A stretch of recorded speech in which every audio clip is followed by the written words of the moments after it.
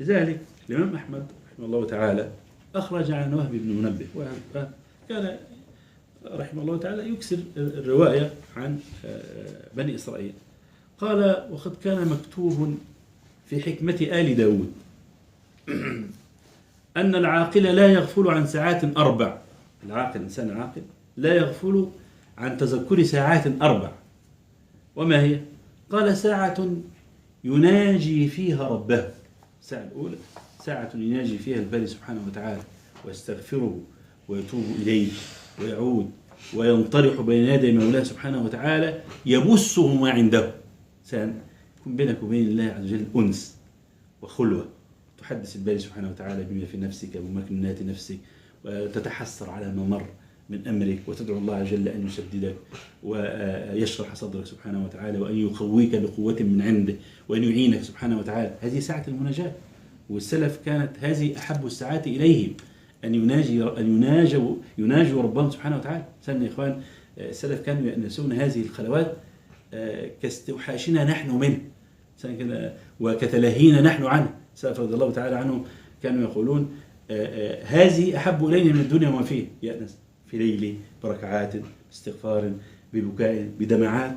هذا هو الأنس، يستوحش من كل شيء حتى يخلو بربه سبحانه وتعالى. قال: وساعة يحاسب فيها نفسه.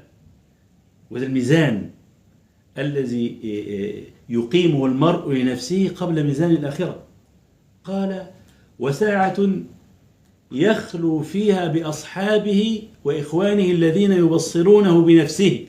وهذا من العقل، إنسان في مسير الله جل. الله قال: واصبر نفسك مع الذين يدعون ربهم بالغداة والعشي يريدون وجهه ولا تعد عيناك عنه.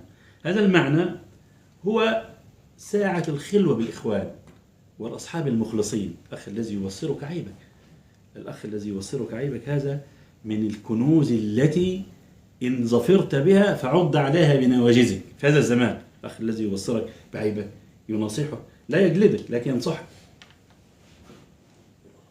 احنا لم يجعلنا الباري سبحانه وتعالى قضاة على الخلق أبدا. ما نحن إلا مرشدين، ما نحن إلا دالين على الخير.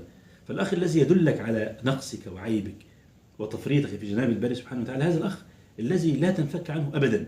قال: وساعة يخلو فيها المرء بإخوانه يبصرونه عيوب نفسه.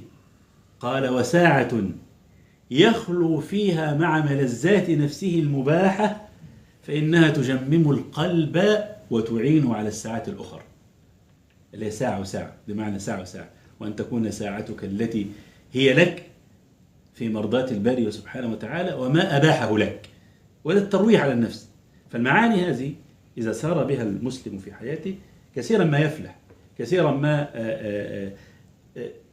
تكون كما يقول زلاته أقل واستبصاره بأمر نفسه أكثر. والعاقل الذي يصنع هذا الصنع